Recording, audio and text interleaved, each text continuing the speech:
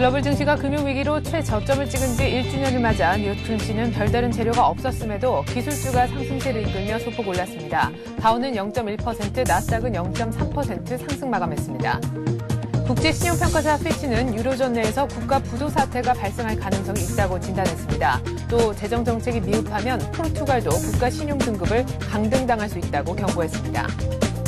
한편 유럽 증시는 혼조세로 마쳤습니다. 유럽 국가들의 재정 적자 우려로 은행주가 일제히 하락하며 지수를 끌어내렸습니다. 독일만 소폭 올랐습니다.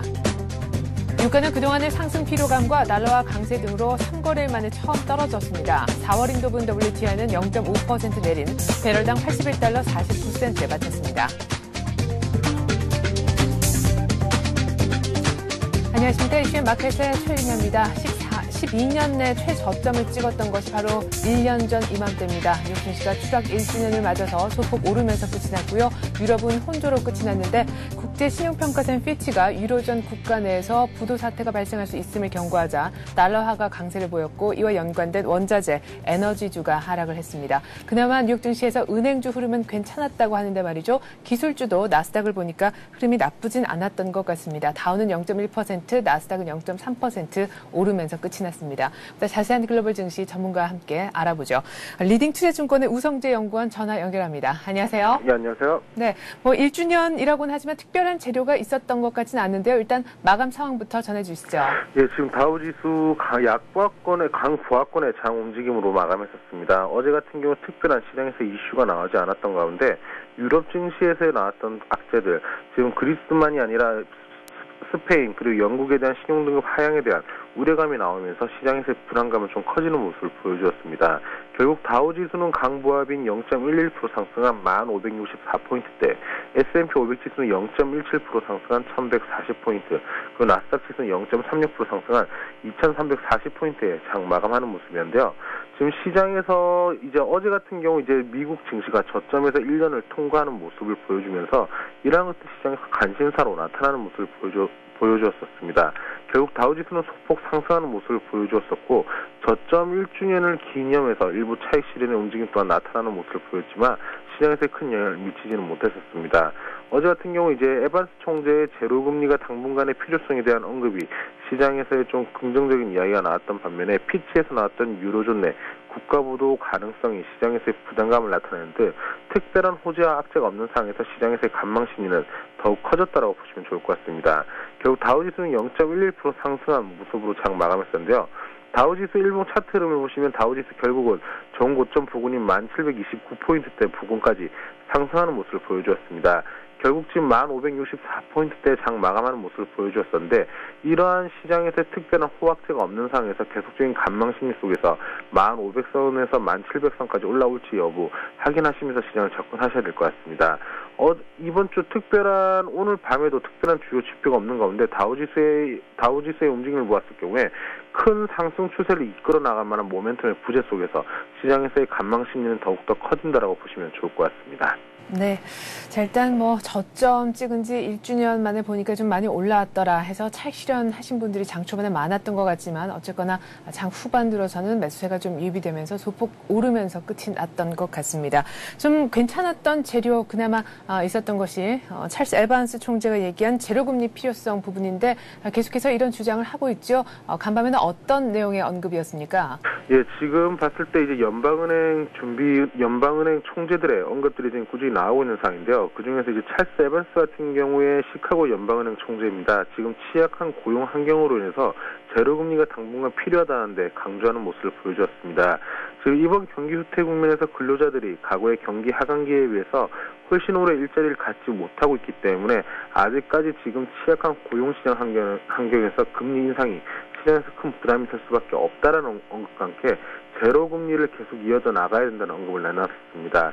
결국 지금 이러한 이야기가 나오면서 지금 시장에서 다시금 또 안도감이 나타나고 있는 모습을 보여주고 있는 가운데 지금 이러한 연방은행 총재들의 각기 다른 언급이 나오고 있는 상황에서 이러한 제로금리 유지가 얼마나 더 이어져 나갈지 여부 확인하셔야 될 것 같습니다. 네.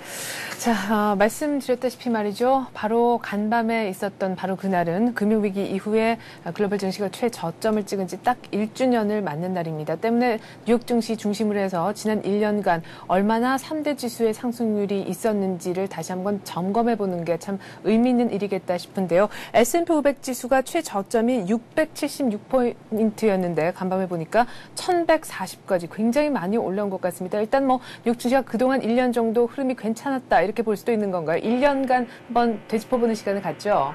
예, 지금 미국 증시 이제 지수가 저점 대비 1년이 되는 날이었었습니다. 지금 작년 같은 경우 가장 큰 굵직한 이벤트를 보았을 경우에 3월 3분기 이후 어닝 서프라이즈에 따른 시장에서의 상승, 그 이후에 여러 지표들의 회복세에 따른 시장에서의 기대감으로 인한 상승세를 이끌어 나가면서 시장에서의 가장 강한 흐름을 이어져 나가는 모습이었습니다. 지금 미국 증시가 100% 이상 수익률을 기록한 종목이 10개 종목 중에서 4종목에 달하는 모습을 보여줬었는데요. 그만큼 이제 다우지수 또한 강한 상승세를 이끌어왔다라고 보시면 좋을 것 같습니다. 결국 지금 지난 1년간 보았을 경우 다우지수 중에서도 지금 금융주들의 강세가 눈에 띄는 모습을 보여줬었는데요. 이러한 이유가 다우지수가 급락을 했던 가장 큰 이유였던 서브프라임의 근원지였던 금융주들을 중심으로 한 저점, 매수의 유익과 함께 금융주들의 대부분이 강한 흐름을 이끌어 나가는 모습을 보여주었습니다. 지금 이러한 것과 함께 S&P 500 지수 같은 경우 68%나 상승하는 모습을 보이면서 지수 대형주들, 그중에서도 실적 우량주들이 가장 강한 모습을 보여주었었고, 반도체가 하락이 되는 모습을 보이면서 나스닥 지수 또한 84%나 상승하는 모습을 보여주었습니다. 중소형 2000 종목이 들어가 있는 러셀 2000 지수 또한 94%나 상승하는 모습을 보이면서 시장에서의 대부분의 업종들 그리고 종목들이 대부분 강한 상승 흐름을 이끌어 나오는 모습이었는데요. 결국 지금 이러한 모습이 계속적으로 나타나면서 증시가 장기 랠리를 이어져 나가는 모습이었는데, 올해 가장 큰 핵심 테마는 출구 전략인 만큼 출구 전략이 어떻게 시행될지 여부, 그리고 이러한 시행에 따른 시장에서의 부담감을 어떻게 해결해 나갈지 여부에 따른 시장에서의 종목별, 업종별로 다른 움직임을 보여줄 수 있기 때문에 종목과 업종을 선별해서 들어가시는 게 중요할 것 같습니다. 네, 그래요. 작년 3월에 저점 찍었지만 정부에서 또 돈을 많이 풀었었죠. 경기 부양책 그리고 여러 가지 또 좋았었던 경제 지표들, 기업들의 실적 이런 걸 바탕으로 해서 지금 1년 내 더블을 기록한 종목까지 많이 나올 수가 있었던 것 같습니다. 자, 말씀하신 것처럼 출구 전략이 지금까지 풀었던 유동성을 걷어들인다라는 측면에서 앞으로 뉴욕 증시가 어떻게 흘러갈지 이것을 전망하는 것도 중요할 것 같은데요. 어쨌든 현 국면에서는 달러화와 뉴욕 증시 흐름이 같기 때문에 지금도 상승 추세가 유지되고 있는 것 아니냐, 앞으로도 이런 상승 국면이 있을 것이다라고 전망하는 의견도 있더라고요. 예, 지금 일단은 미 증시의 상승 추세가 계속 이어져 나갈 것이라는 언급이 나오고 있는 상황입니다. 현재 올해 S&P 500 지수 약 2% 정도 상승하는 모습을 보여주었었고, 달러 인덱스 또한 약 3% 정도 상승하는 모습을 보여주었습니다. 지금 아직까지 시장에서 이런 상승 추세에 대해서 강하게 언급하기는 어렵겠지만 달러와 증시가 같은 방향으로 움직이고 있는 것은 긍정적인 움직임이다라는 언급이 나오고 있는 상황입니다. 결국 지금 미 증시 양적 완화 정책으로 인한 달러 약세 기조가 계속 이어져 나가는 모습을 보여주었었는데, 출구 전략을 통해서 제로금리가 다시금 이제 금리 인상으로 갔을 경우 달러 강세 기조로 전환될 수 있는데, 이러한 흐름이 나타난다고 하더라도 미 증시의 견조한 펀더멘털 속에서 강한 흐름을 이끌어 나갈 확률이 높다라는 내용이었었는데요. 지금 미국 경제가 회복세로 전환되고 있는 모습, 그리고 실적들이 개선되고 있는 모습을 보이고 있는 가운데 달러 인덱스 또한 다시금 강한 상승세로 전환된다고 하더라도 이런 추세 훼손을 하지 않을 거라는 언급이었습니다. 달러 약세 기조로 인한 시장에서의 리스크성 자산으로의 자금 유입이 이끌어 나왔었는데, 달러 강세로 전환된다고 하더라도 이러한 리스크성 자산에서의 유출은 크지 않을 거라는 게 주된 내용이었는데요. 결국은 투자자들의 경기 회복 기대감으로 계속적인 투자를 이어져 나갈 확률이 높고, 미국 경제 또한 회복세가 눈에 띄는 모습을 보이고 있는 만큼 미 증시의 장기 추세 상승의 장기 추세 기조는 계속적으로 이어져 나갈 확률이 높다라고 보시면 좋을 것 같습니다. 네, 달러화가 강세를 보이더라도 위험 자산 중에 하나인 또 주식시장으로의 깊이가 나타나진 않을 것이다. 때문에 뉴욕 증시는 계속해서 오를 수 있을 것이다. 달러와 함께라는 전망해 주셨습니다. 자, 간밤에는 또 달러화가 강세를 보였습니다. 유로존에 대한 불안감이 있었기 때문인데 이 부분을 조금 차후에 한번 다뤄보기로 했고요. 업종별로 분위기를 보니까 달러화 강세로 에너지주는 떨어졌지만 은행주가 유독 강했더라고요. 특별한 이슈가 있었습니까? 예, 어제 같은 경우 이제 금융주들의 강세가 눈에 띄는 모습을 보여줬습니다. 저점이 만 1년이 지났던 어제 기준으로 봤을 경우에 금융주가 다시금 부각되는 모습을 보이면서 예전과 비슷한 모습을 보여주고 있는데요. 특히 AIG 같은 경우 자회사 매각을 통해서 12.6%나 급등하는 모습을 보여주었습니다. 지금 AIA를 매각했었고 알트리아를 이제 매각하는 모습을 보이면서 지금 계속적인 공적 자금 회수 방안이 나오고 있는 모습 보이는 가운데 지금 12.6% 급등하는 모습으로 장 마감했었고 페니맥, 프리드맥 같은 국채 모기지 보증업체들 또한 10%, 11%의 강한 급등세로 장 마감하는 모습이었습니다. 또한 시티그룹 또한 경영 위험에서 벗어나서 정상 궤도에 진입할 거라는 언급이 나오면서 주가 또한 7.3% 급등하는 모습을 보여줬었는데요. 하지만 시가총액 상위군인 골드만삭스나 JP모건 같은 경우 큰 폭의 상승세가 눈에 띄지 않는 모습이었는데 이러한 저가주들 그리고 시장에서 시가총액이 작은 금융주들을 중심으로 한 강한 매수세가 유입됐다고 보시면 좋을 것 같습니다. 네. 자, 그리고 무엇보다도 바클레이즈가 말이죠. 미국 은행 중에 하나를 인수하고 싶다라는 의견을 내비쳤다라는 월스트리트저널의 보도가 나온 것도 은행주 중심의 매수세를 불러올 수 있었던 커다란 역할을 했었던 것 같습니다. 자, 한편 유럽 증시도 마감 상황을 좀 지켜보니까 또 혼조로 끝이 났어요. 일단 방향성이 한동안은 좀 못 잡고 있다는 느낌인데요. 마감 상황 전해주시죠. 예, 지금 이제 유럽 증시 시장에서의 변동성은 커지고 있는 모습을 보여주고 있습니다. 지금 시장에서 큰 방향성을 잡지 못하는 상황 가운데 혼주장세 움직임 보여주고 있는데요. 영국은 0.07% 하락, 프랑스 0.16% 상승, 독일 0.16% 상승으로 장 마감했습니다. 지금 그리스발 악재가 어느 정도 해소되고 있는 모습을 보이고 있긴 하지만 또 다른 부실 위험이 터지는 모습을 보이면서 시장에서의 부담감이 나타나는 모습입니다. 무디스 그리고 피치 같은 경우에 영국 등 유로존의 재정 적자를 지적하는 모습을 보이면서 영국과 스페인에 대한 시장에서 재정 적자에 따른 부도 위험 가능성을 제기하는 모습을 보여주었습니다. 결국 지금 이러한 부도 위험 가능성의 발표와 함께 시장에서 다시금 또 이러한 위험에 대한 우려감이 증가하는 모습을 보여줬었는데요. 결국 이러한 것들로 인한 금융주들의 약세가 지수의 하락을 주도했다고 보시면 좋을 것 같습니다. 네. 자, 유럽의 문제는 자고 나면 또 하나, 자고 하면 또 하나 이렇게 터지는 것 같습니다. 독일과 프랑스가 이제 양쪽에서 모두 다 그리스를 지원하겠다라고 얘기해서 한시름 놨거니라고 생각을 했었는데요. 말씀하신 것처럼 간밤에는 또 영국과 또 포르투갈 문제까지 거론이 된 것 같습니다. 피치의 이야기 그리고 무디스의 이야기, 신용등급 강등에 대한 우려를 좀 자아냈다고 하는데 좀 자세하게 들어볼 수 있겠습니까? 예, 지금은 영국 그리고 이제 포르투갈에 대한 지금 유로존 재정 적자에 따른 부담감이 시장에서 가장 큰 영향을 미치고 있는 모습을 보여주고 있습니다. 어제 같은 경우 주요 지표들의 악재가 호재가 없는 상황에서 이러한 것들에 따른 시장에서 영향력이 커지는 모습을 보여주었는데요. 지금 피치 같은 경우 국가 부도 사태 발생 가능성에 대한 언급이 시장에서 부담감을 나타냈습니다. 지금 런던에서 열리고 있는 컨퍼런스에서 유로존 내 국가 부도 사태가 발생할 가능성이 높다라는 언급을 내놨었는데 아직까지 시장에서의 불충분한 재정 정책 속에서 포르투갈의 국가 신용 등급 강등은 촉발될 수밖에 없다라는 언급을 내놓으면서 그리스에서 이러한 부분이 끝나는 게 아니라 다시금 포르투갈로까지 이어지는 연쇄 부도 위험에 대한 우려감이 커지는 모습을 보여줬습니다. 지금 봤을 때 1년 전 경제 붕괴 우려가 확산된 이후에 수년 내 지금 최저 수준으로 시장에서의 부담감이 나타내는 모습을 보여주고 있는데요. 지금 아직까지 시장에서 특별한 이러한 호재와 악재가 없는 상황에서 시장에서의 부담감은 커지고 있다고 보시면 좋을 것 같습니다. 또한 지금 금융주들에 따른 금융주들 중심으로 한 일부 은행들의 재정 건전성이 훼손될 수 있다는 진단이 나오면서 금융주들의 주도로 유럽 증시는 하락하는 모습을 보여주었습니다. 지금 포르투갈의 신용등급이 현재 AA인데 지금 이제 포르투갈의 신용등급을 AA에서 A-A로 지금 감등시킬 수도 있다는 이야기가 나오는 만큼 이러한 부분에 따른 시장에서의 부담감은 더욱더 커지고 있다고 보시면 좋을 것 같습니다. 네, 유럽은 재정 위기 우려가 나오면서 은행주가 마저 하락했지만 미국 쪽은 그나마 은행주와 더불어서 기술주가 살아있으면서 유럽과는 달리 뉴욕은 괜찮게 끝날 수가 있었던 것 같습니다. 자, 이렇게 유럽 불안 얘기가 다시금 고개를 들었으니까 달러화가 강세를 보였겠군요. 유가는 어떻게 마감이 됐는지요? 예, 유가는 이제 0.5% 하락하는 모습이었습니다. 지금 81.49달러의 장 마감하는 모습을 보여줬었는데요. 금값 같은 경우에도 0.2% 하락하면서 온스당 1122.30달러에 장 마감하는 모습이었습니다. 지금 아무래도 유럽발 악재에 따른 시장에서의 부담감이 나타나면서 달러 상승으로 인한 달러 인덱스는 80.57로 나타나는 모습이었습니다.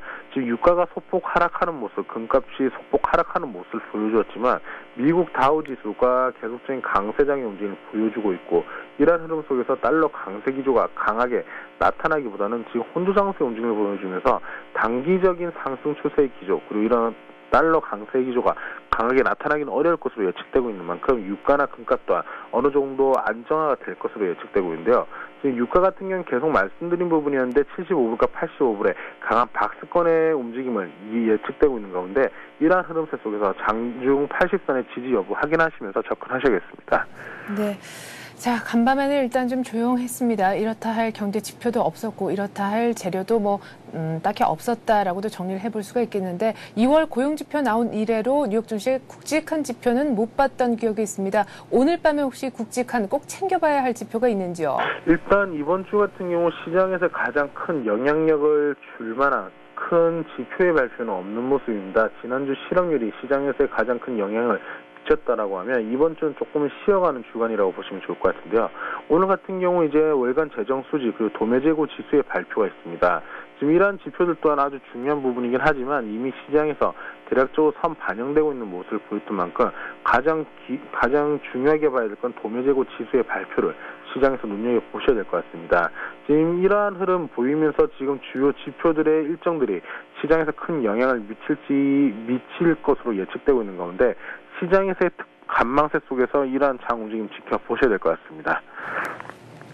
네, 리딩 투자증권 우성재 연구원이었습니다. 잘 들었습니다. 네, 고맙습니다.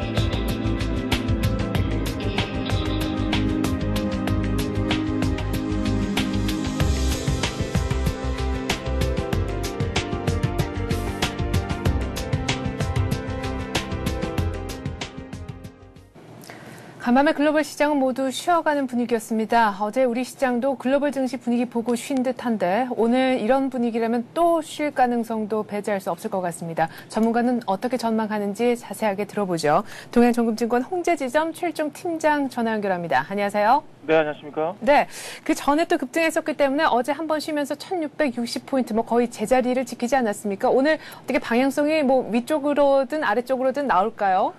네, 그렇습니다. 전일도 말씀을 좀 드렸는 부분이 이제 그 미국 증시와의 이제 커플링 성격이 좀 강하게 돌출이 되고 있다. 이렇게 말씀을 드렸습니다. 여전히 경제 지표들이 지금 없는 상황에서 미국 증시가 강보합 수준의 이제 보합 마감을 했다라는 점은 전전일에 우리 증시의 장대 양봉을 뽑으면서 61선과 121선을 강하게 갭상승한 부분에 대한 어느 정도 피로도가 지금 누적이 되고 있는 그런 상황이다라고 볼 수 있겠습니다. 전일 우리 증시 이러한 커플링 성격의 흐름 속에서 오늘도 유사하게 흘러갈 가능성이 있겠고요. 전일 같은 경우는 이제 기관의 이 현물 순매수 확대 그리고 프로그램 순매수 확대로 인해서 외국인들 상당히 좀 많이 사고 있죠. 이러한 것들을 이제 포괄적으로 통틀어서 전체적인 수급 측면이 상당히 양호한 가운데 우리 증시 강보합의 강세를 보였다라고 볼 수 있겠습니다. 여전히 대외 변수가 우호적인 가운데 우리 증시, 아시아 증시 전반적인 흐름과 동행적 성격으로 커플링되는 모습을 보였으며 이러한 분위기는 당분간 이어져 나갈 것으로 이렇게 판단을 해보겠습니다. 이 당분간이라는 것은 하루 이틀 정도가 될 것 같다라는 생각이고요. 오늘 우리 증시의 변수, 내일로 다가온 쿼드러플 만기 영향력 좀 생각을 해봐야겠다는 생각인데요. 차월물인 이제 6월물입니다. 6월물에 대한 스프레드 차이가 현재 플러스 1.15포인트가 벌어져 있는 상태에서 외국인들의 최근 선물에서의 순매수 확대는 그동안 취해왔던 선물 순매도의 포지션을 정리하면서 그런 긍정적인 흐름이 나타나고 있다라고 판단해 볼 수 있을 것 같습니다. 이는 향후 6월물의 긍정적인 흐름을 예상할 수 있을 것 같고요. 이로 인해서 지수의 추가적인 상승 흐름을 조심스럽게 예상해 볼 수 있는 대목이 아닌가 이렇게 판단을 해보겠습니다. 따라서 오늘 우리 증시에서 외국인들의 추가적인 선물 순매수를 취하면서 6월물 간의 스프레드가 확대된다고 한다면 우호적인 증시 분위기가 연출될 것으로 이렇게 판단을 해보겠고요. 두 번째 오늘 우리 증시 변수에서는 이제 그 투자 심리 문제라는 것인데요. 코스피 지수가 1660선을 다시 회복하면서 지난 한 달 이상 저항대로 작용했던 61선과 121선을 갭으로 상승하는 모습을 보였다는 것이죠. 또한 외국인들도 연중 최대의 순매수를 기록했다는 것인데 미국의 고용지표 개선과 중국의 경기 부양책 지속 이러한 것들의 이제 모멘텀이 계속 이제 적용이 되면서 상승을 했다라고 볼 수 있겠습니다. 시장은 이러한 우호적인 분위기 속에서 당장 추가적인 랠리를 요구하는 그러한 분위기입니다만은 그러나 이것은 이제 조심스럽게 생각을 해봐야 되는 문제고 의문을 가져야 되는 부분이 아닌가라고 판단해 볼 수 있을 것 같습니다. 먼저 주가가 랠리를 펼치기 위해서는 펀더멘탈과 실적 그리고 수급을 체크를 해야 되는데 현재 시장에서의 펀더멘탈과 실적에 대한 기대를 갖기 어려운 상황이겠고요.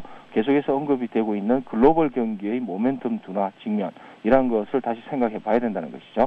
이는 중국에 이어서 우리나라 경기 선행지표가 하락 반전을 했고 조만간 미국도 피크아웃을 친다라는 그러한 상황이기 때문에 실적에 대한 전망의 신뢰도가 상당히 떨어지면서 증시의 상승에 의문을 제기할 수 있는 상황이다라는 점 우리가 명확하게 인지를 하고 매매에 접해야 된다라고 볼 수 있겠습니다. 따라서 이러한 심리적인 부분을 깨트리는 현상이 이제 지수의 급락과 함께 나타나는 투매의 양상이 나타난다 이러면 하나의 박스권 상단부로서 인식을 하고 변곡점으로 대응을 해야겠다라는 판단을 해보겠고요. 결론적으로 이번 증시의 상승은 여전히 박스권 상단부를 만들고 있는 막바지 과정이다라고 판단을 해보겠고요. 그 박스권 상단부는 1680선까지 설정하고 대응하는 것이 좋겠다는 판단입니다. 이러한 부분은 1680 그 중간이라도 언제든지 이 변곡점이 발생을 하게 되면은 언제든지 대응을 해야겠다라는 판단이다라는 것이죠. 네. 스프레드 확대로 인해서 사실 다음 그 차 근월물로 이월하는 것보다는 지금 매도 포지션 잡은 것을 청산할 수 있는 더 유리한 그런 환경이 조성됐기 때문에 쿼드러플 위칭데이에도 분위기가 좋을 것이다. 자, 그렇다면 쿼드러플 위칭데이가 내일까지니까 상승을 염두에 둬야 될 텐데 문제는 이제 윗단이 그래봤자 1680 정도로 막힐 가능성이 농후하다라는 얘기시죠. 그러면 종목별, 업종별로 좀 덜 올랐던 종목의 키 맞추기가 나오지 않을까요? 네, 그렇습니다. 계속해서 증시의 업종별, 종목별 순환매 성격이 강하게 돌출이 되고 있습니다. 전일 올랐던 종목이 오늘은 빠지는 그러한 순환매가 이제 계속해서 연출이 되고 있습니다. 전략 부분은 우리 증시에서 전일 봤던 부분이 건설업종과 화학업종이 핵심적으로 상승을 했다는 것이죠.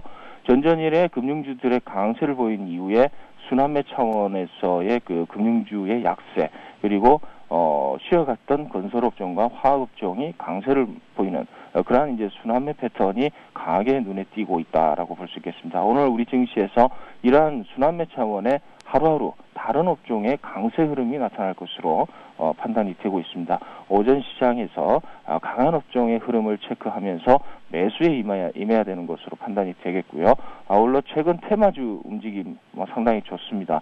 이런 지수 상승이 어차피 랠리 성격이 아니고 그 상승의 상단폭이 제한적이다라고 한다면은 대형주 매매로 인한 수익률 대비 수고로움이 테마주를 통해서 해결이 될 것으로 판단을 하고 이쪽으로 수익률 게임을 진행을 하고 있는 거 아닌가라고 판단을 해볼 수 있을 것 같고요.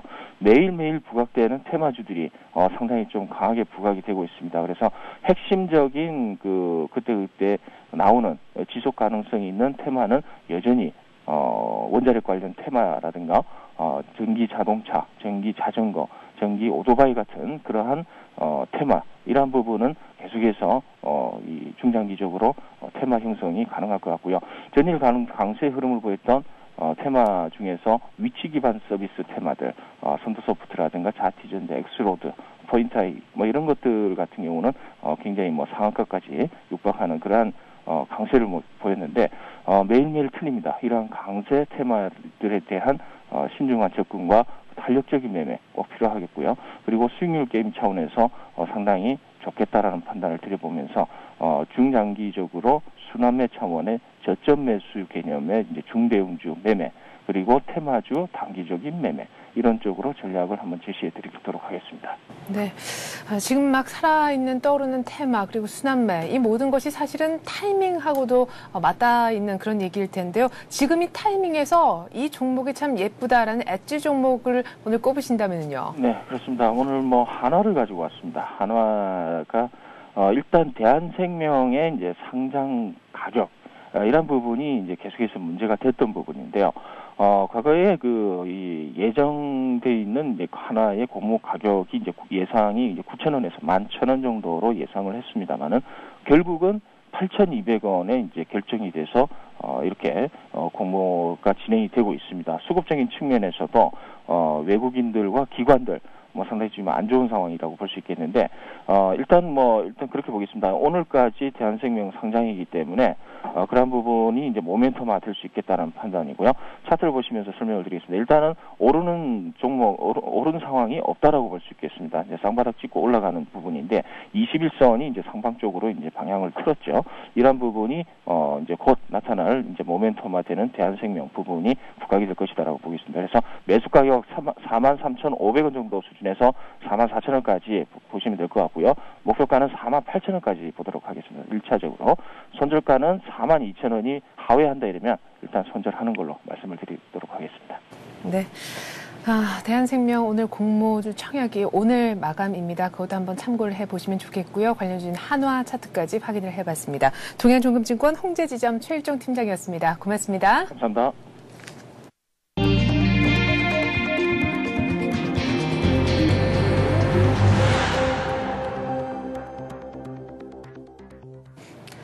셀트리온이 신종플루와 조류 인플루엔자 등 각종 독감을 치료 또 예방할 수 있는 종합 독감 항체 치료제를 개발했습니다. 연내 임상시험을 거쳐서 최종 제품화가 될 경우 한국 최초의 글로벌 블록버스터 바이오 신약이 될 것이란 평가가 나오고 있습니다.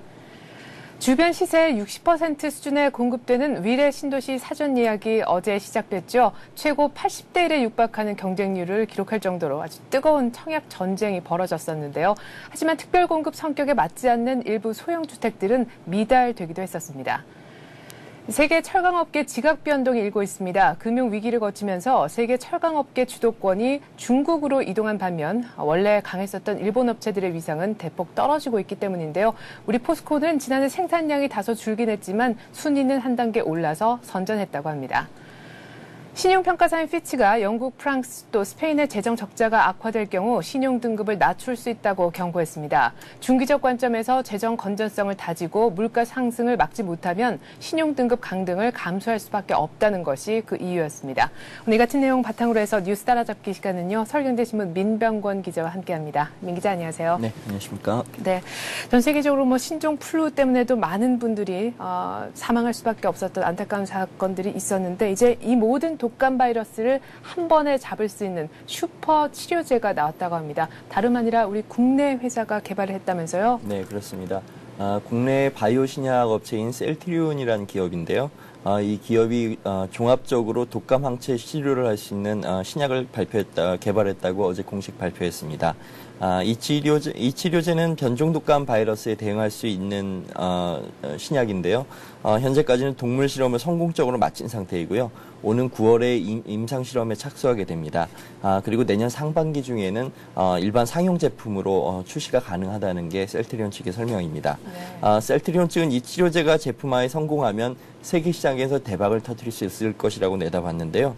이 치료제는 신종플루에서 회복한 환자에게서 항체를 채취한 다음에 이를 바탕으로 개발한 약품입니다. 동물 등에게 실험한 결과를 보면 신종플루는 물론이고요.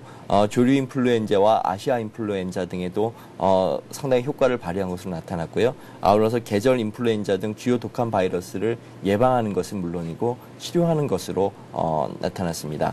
이 치료제는 셀트리온이 미국의 질병통제예방센터와 그리고 국내의 세브란스 병원이 함께 개발에 참여한 것인데요.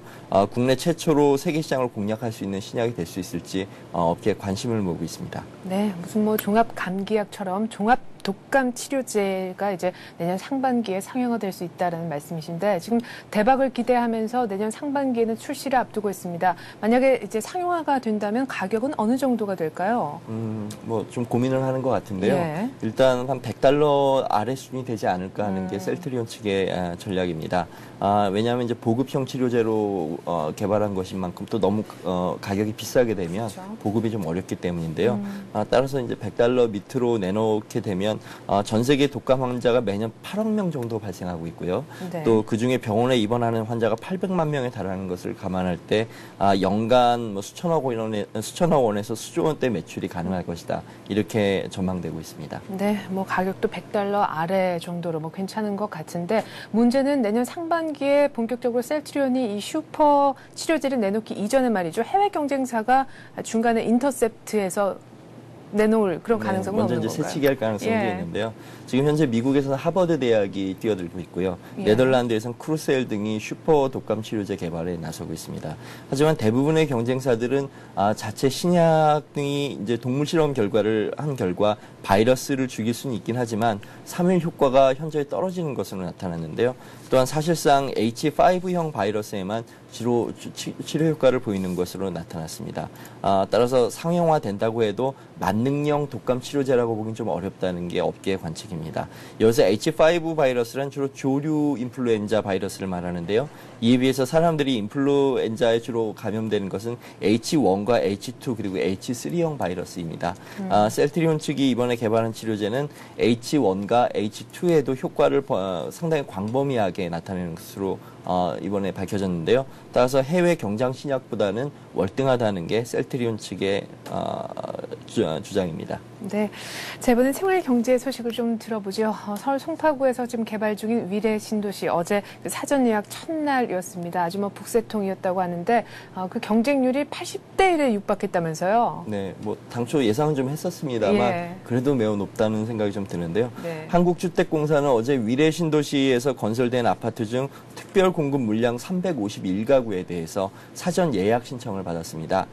평균 13.61대 1의 경쟁률을 기록한 것으로 나타났는데요. 네. 특별 공급 물량을 좀 더 살펴보면 세 자녀 이상을 둔 가구에 공급되는 아파트 234가구 중에는 4,017명이 청약했고요. 노부모를 부양하는 가구에 공급되는 아파트에 모두 117가구가 공급이 됐는데요. 여기에 751명이 신청한 것으로 나타났습니다. 평형별로 보면 특히 A1 16단지에 위치한 전용 면적 84제곱미터, 즉 기존 평수로 보면 전용 면적 25.7평형 아파트의 인기가 집중됐는데요. 이 중 세 자녀 가구에 배정된 34가구 아파트의 경우에는 무려 2,622명이 몰렸습니다. 아이고. 경쟁률로 보면 77대 1이니까 거의 80대 1의 수준에 육박한 것인데요. 이와 같은 면적의 아파트 중 노부모 부양 가구에 공급되는 17가구의 아파트에도 395명이 몰렸습니다. 이건 역시 경쟁률로 치자면 23대 1의 수준이기 때문에 상당히 높은 청약 열기를 보인 것으로 평가됐습니다. 네. 자, 일부 평형의 경우에 한 세대만 뽑는데 77세대가 몰릴 정도로 이렇게 높은 청약 경쟁률을 기록한 이유가 있을 것 같은데요. 뭐 아무래도 입지가 워낙 좋기 때문인데요. 위례 신도시는 서울 송파구 거여동과 장지동 그리고 경기도 창곡동 그리고 하남시 등에 걸쳐 있습니다. 오는 2015년까지 4만 6천여 가구가 들어설 예정인데요. 대규모 택지 개발 지구이라는 점과 더불어서 서울 강서구 등을 제외하면 서울권에서 이만한 규모의 택지 개발 지구를 당분간 보기 어렵다는 그런 희소성도 상당히 작용한 것으로 보입니다. 이런 가운데 지하철 9호선이 연결될 예정이기 때문에 서울 강남권 등으로의 접근성이 매우 주목받고 있는데요. 또한 아파트 분양 가격을 보면 소형 보금자리 아파트가 3.3제곱미터, 즉 한 평당 1,280만 원 선에 책정됐습니다.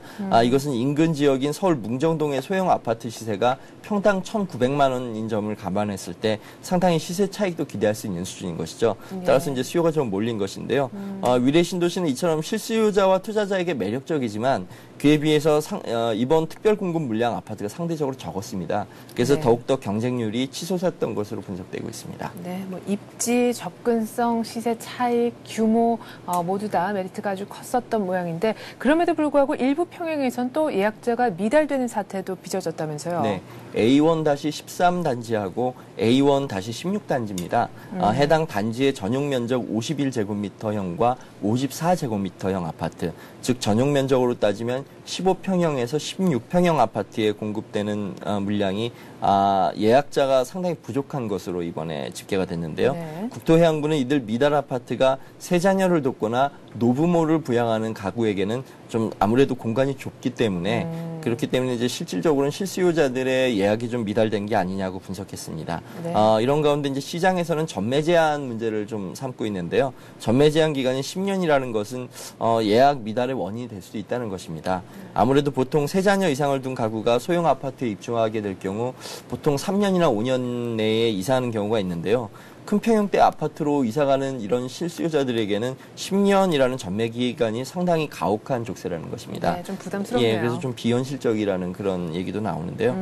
이런 가운데 국토해양부는 이번 특별공급 예약 접수에서 아파트 공급 물량의 120%의 예약률을 넘기지 못한 일부 아파트에 대해서 오늘 추가 신청을 받을 예정입니다. 신청 자격은 청약 점수를 기준으로 하면 80점 미만이고요. 그중에서도 세 자녀를 돕거나 청약 저축을 2년 이상 불입한 노부모 부양 가구에게 예약 자격이 주어집니다. 예. 자, 그리고 이번엔 산업계 소식을 좀 보겠습니다. 세계 철강업계 지각 변동이 일고 있다고 제가 앞서서 말씀드렸는데요.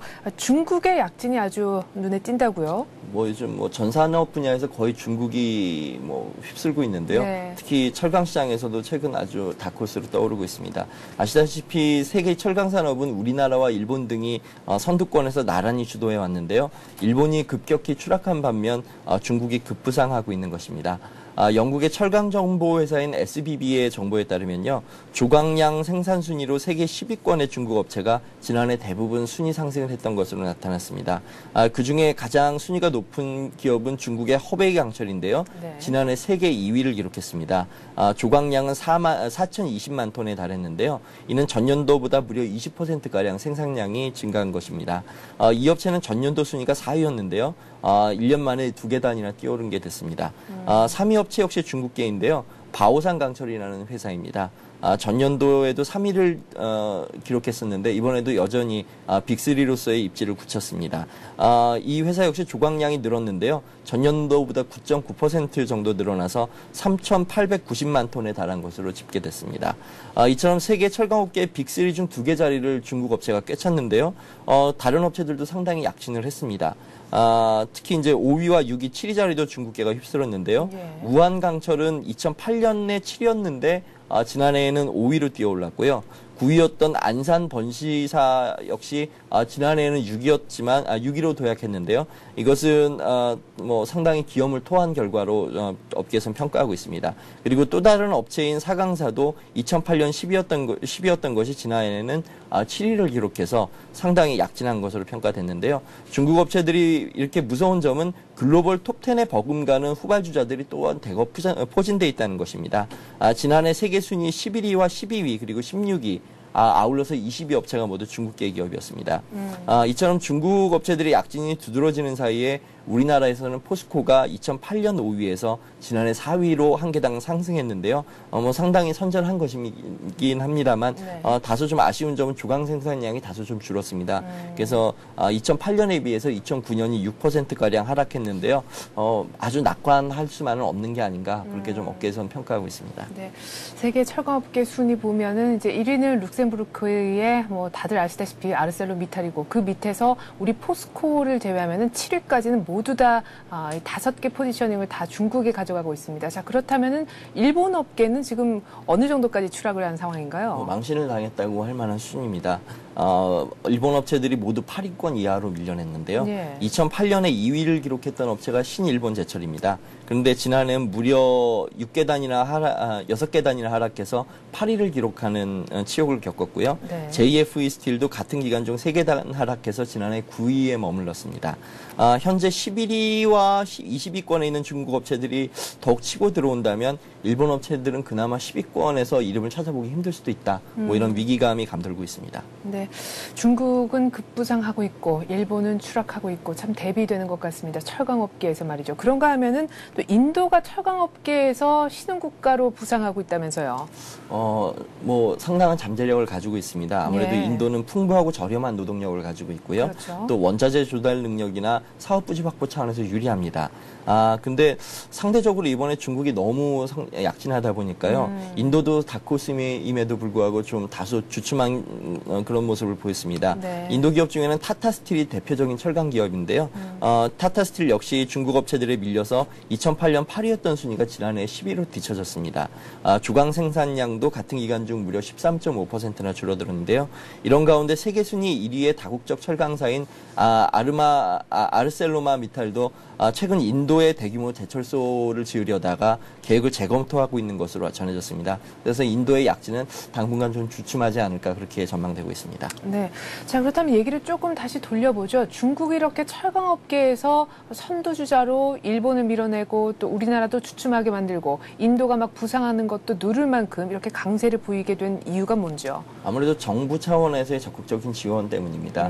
일단 정부가 금융위기 이후에 내수를 살리기 위해서 상당히 재정 정책을 펴고 있기 때문에요. 예. 그런 것들이 건설 수요로 이어지고 그게 또 철강 수요로 이어지고 있습니다. 그래서 내수가 좀 뒷받침되고 있고요. 예. 아울러서 중국 정부가 그 철강 기업들의 대형화를 유도하기 위해서 M&A 즉 인수합병을 유도하고 있거든요. 그렇죠. 그래서 단기간에 서로 기업들이 합쳐지면서 규모가 커진 측면이 있습니다. 하지만 이렇게 좀 단기간에 몸집만 비대해지다 보니까 상대적으로 기술력이나 경영 효율은 좀 떨어지는 게 아니냐 이런 또 아쉬움이 있고요. 아울러서 갑자기 이렇게 전 세계 철강 수요를 주도하다 보니까 상대적으로 원자재 수요를 또 갑자기 급증시키는 원인이 됩니다. 그렇죠. 이렇게 되면 원자재 가격이 오르기 때문에 또 생산 원가가 또 오르는 그런 자충수가 되거든요. 그래서 생산 효율이 떨어지는 중국 업체들로서는 그게 오히려 부메랑이 될 수 있다. 이런 분석도 있습니다. 반면에 포스코나 일본 업체들은 생산 효율성이나 기술력이 앞서고 있기 때문에 그렇죠. 장기적으로는 오히려 이런 측면이 거품을 떨어내는데 유리할 수 있다. 이런 또 분석도 나옵니다. 네. 자, 이번에는 해외 금융시장, 특별히 유럽 쪽 얘기를 해보겠습니다. 저희가 앞서서 이제 글로벌 증시 정리를 하면서요. 피치와 무디스에서 또 다른 또 영국 또 여러 가지 포르투갈까지 신용등급의 강등 우려가 나오고 있다라고 말씀을 드렸는데 유럽 사태가 쉽게 좀 잡히지는 않는 모습이에요. 아무래도 큰 지진이 있으면 여진이 여러 번 일어나기 마련인데요. 네. 아직은 그런 상황인 것 같습니다.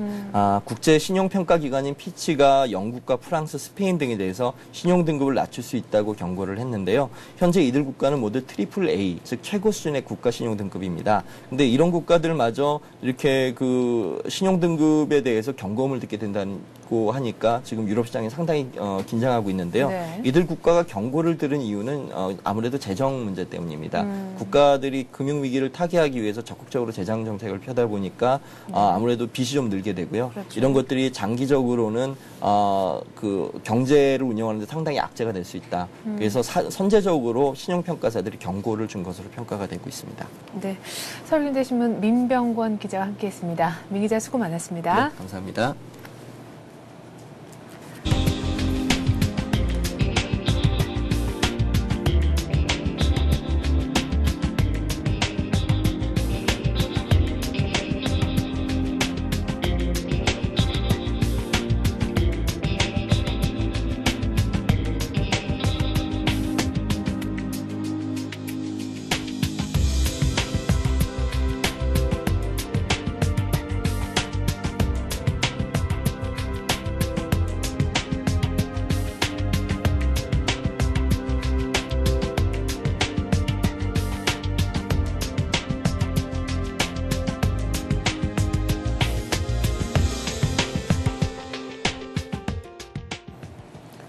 신흥 팔코사 피치가 유로존 내 국가 부도 사태도 발발할 수 있다라고 우려를 보내자 유럽 증시가 결국 혼조로 끝나고 말았습니다. 독일만 소폭 올랐는데요. 달러화가 때문에 강세를 보였죠. 그래서 유가는 사흘 만에 하락하고 말았는데 그래도 배럴당 81달러 선은 지켰습니다. 뉴욕에선 특별한 재료 없이 저점 1주년을 맞았었는데 소폭 오르면서 끝이 났습니다. 나스닥의 상승폭이 다우의 상승폭보다 더 컸다라는 점도 아울러 말씀드리죠. 이슈 마켓이었습니다. 고맙습니다.